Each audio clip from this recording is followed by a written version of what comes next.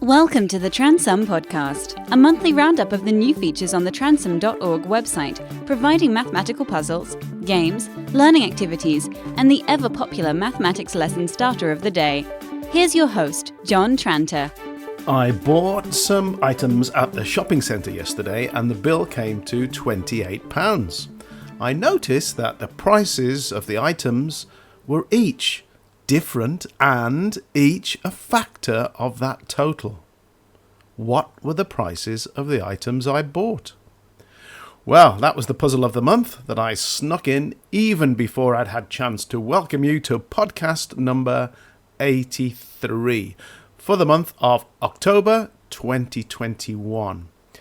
So the answer to that puzzle will be at the end of this podcast, but there are also some other puzzles lurking in what I have to say in the rest of this podcast, so stay alert.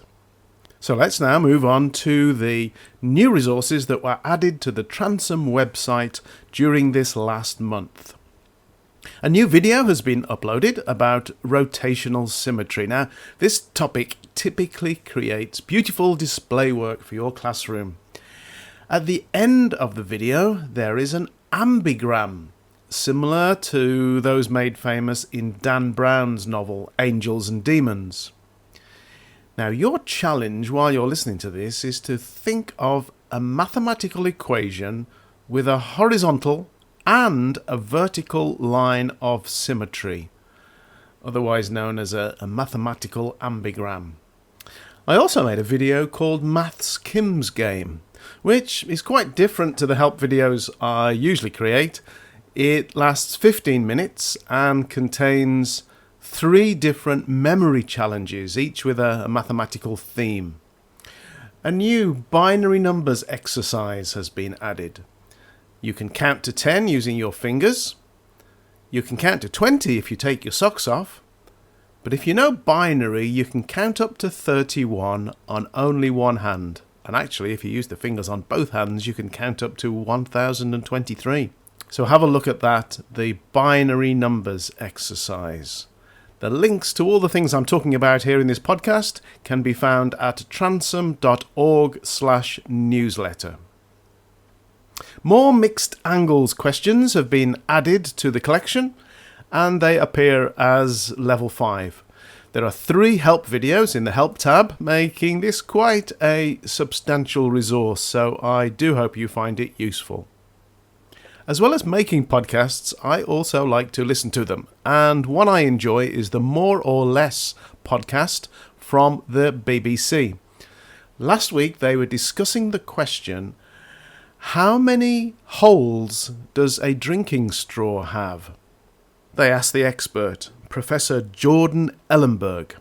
Really interesting mathematical question there. What is a hole? Is there a definition that makes sense? So look, to cut to the chase, there's 2 main answers people give. People say there's one hole and it goes all the way through, or they say there's 2 holes, the hole at the top and the hole at the bottom.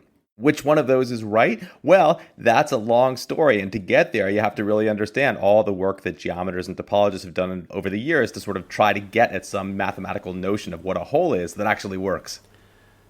So that's a great 9-minute podcast you want to listen to. They also asked, how many holes are there in a pair of trousers? I wonder what you all think. You can find Transum Mathematics at www.transum.org.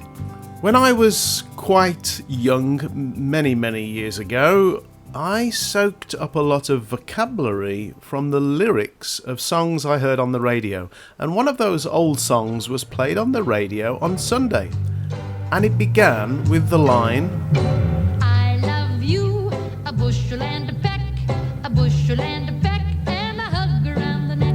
Okay, hands up if you know what a bushel and a peck are. The answer will be at the end, as with all the other answers to the puzzles in this podcast. So, bushel and a peck, what are they? Unfortunately, this is my opinion, under plans unveiled by ministers recently, it will once again become legal for shops in the UK to sell their goods using only Britain's traditional weighing system, imperial measures. Now, I don't think this is going to help even the highest attaining people calculating best buys when weights may be given in metric for one item and imperial for the other brand. I reckon that's really going to challenge people. So I don't necessarily think that's a good idea. Quite happy for the weights to be in both metric and imperial, which doesn't seem to be too difficult, but there you go. And I must say that even before metrication in the UK, mistakes were made. I remember in 1969, on my very first Scout summer camp in Aberdaron, North Wales, my Scout leader ordered 30 links of sausages from the local butcher. The following day, 30 pounds of sausages were delivered to our camping site, much to the delight of us Gannets. That was the name of my patrol. Yes, sausages every day. A working knowledge of measuring units is included in the maths curriculum, so I definitely think I should keep developing the resources for students to become more familiar with all sorts of measuring units, and I'll do that while eating my foot-long Subway sandwich. Okay, the links to these things I'm talking about are in the newsletter, transom.org/newsletter. While we're talking about imperial measures, let your pupils know that Pietro's Petite Pizza Palace is offering a special for the month of October. 2 7-inch pizzas for the price of a 10-inch pizza. Okay, get those developing mathematicians to work out how good a deal this really is.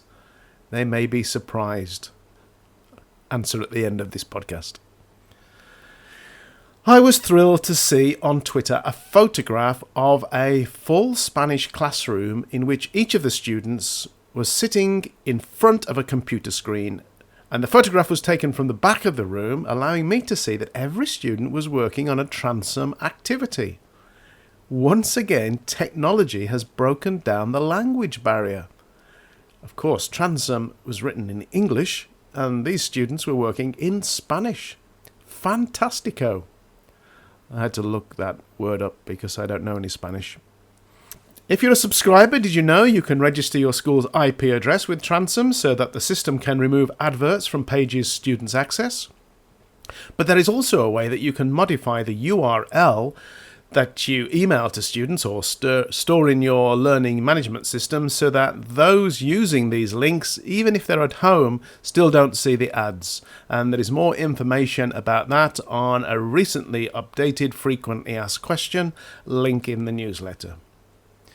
The latest scheme of learning to be added to the curriculum page is for Year 6, and again thanks to White Rose Mathematics for permission to use their planning, and I hope these pages help you more quickly find relevant Transom resources. Okay, now the answers to the puzzles that were in this podcast. First of all, let's look at that drinking straw. Okay, my final answer is that there are 2 holes, but one is just the negative of the other, so they're not really different. And for the next answer, we'll go to Elaine Page, who played the song Bushel and a Peck on her programme on Radio 2 on Sunday. Pecks and bushels are forms of measurements, if you didn't know. A peck is about 2 gallons, and a bushel is 4 pecks. What's that, about 8 gallons? I don't know. I always thought pecks were muscles. Anyway, a little bit of Doris Day there with A Bushel and a Peck, which Frank Lesser wrote for Guys and Dolls. Now the pizzas. 2 7-inch diameter circles have a combined area of 76.97 square inches, while a 10-inch diameter circle has an area of 78 square inches, or 78.54 to 2 decimal places. So we've got about 77 versus 79. 10-inch pizza actually contains more pizza stuff than the 2 7-inch pizzas, which is sort of anti-intuitive, isn't it, really? Not much of a deal at all, then. Okay, a mathematical ambigram, the simplest one I can think of, is, well, not the simplest one, but the one that comes to mind is 88 plus 11 equals 11 plus 88. A bit simple, but it's got a vertical and a horizontal line of symmetry. If you rotate it, it has rotational symmetry of order 2. It looks the same upside down, basically. Okay, the puzzle of the month right from the beginning of this podcast. 28 is a perfect number. It is the sum of its factors excluding itself. So the prices of the items were £1, £2, £4, £7 and £14. That's all for now. See you next month. Bye. Thank you for downloading and listening to the Transum podcast. You can find the website at www.transum.org, where you're welcome to use all of the activities absolutely free, or jump in with both feet and become a Transum subscriber.